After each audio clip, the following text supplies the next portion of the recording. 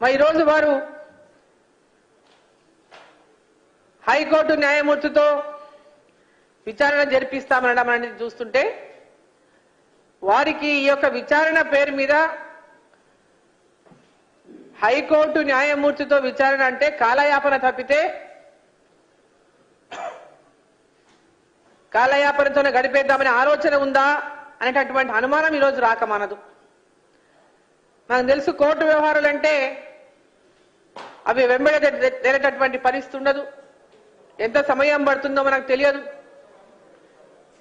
మరి రేవంత్ రెడ్డి గారి హయాంలో అది ఆ విచారణ పూర్తవుతుందా కూడా లేదనేటటువంటి అనుమానం కూడా వ్యక్తం చేయాల్సినటువంటి అవసరం వస్తుంది.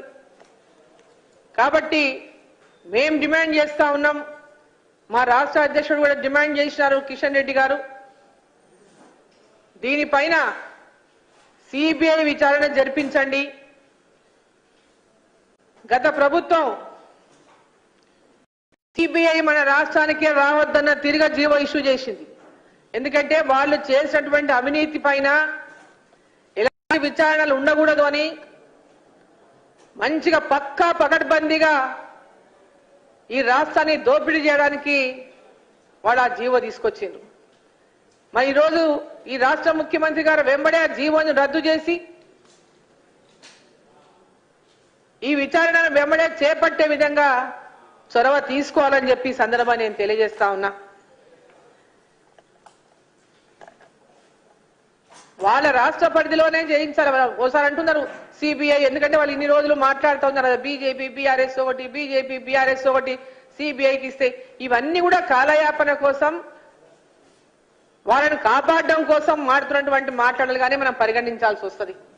వాళ్ళ చిత్తశుద్ధి ఉండుంటే నిజంగా కాలయాపన చేసేటటువంటి ఆలోచన లేకుంటే మరి ఏసీబీతోనో చేయించవచ్చు, సిఐడితోనో చేయించవచ్చు, ఇమ్మీడియట్ గా దానిపైన ఎంక్వైరీల ద్వారా ఏమేం జరిగిందో వాటన్నిటిని కూడా బయటికి తీయవచ్చు. కానీ జ్యుడిషియల్ ఎంక్వైరీ అని కాలయాపన చేసేటటువంటి ఆలోచన ఉన్నట్టుగా ఈరోజు స్పష్టంగా కనిపిస్తా ఉంది ఈ రాష్ట్ర ముఖ్యమంత్రి గారికి. ఈ యొక్క మేడిగడ్డ కాళేశ్వరం యొక్క నిర్మాణం విషయంలో మనం చూసినాం ఎన్నెన్ని లోపాలు వెలుగులోకి వచ్చినాయో. వరదలు వచ్చినప్పుడు కానీ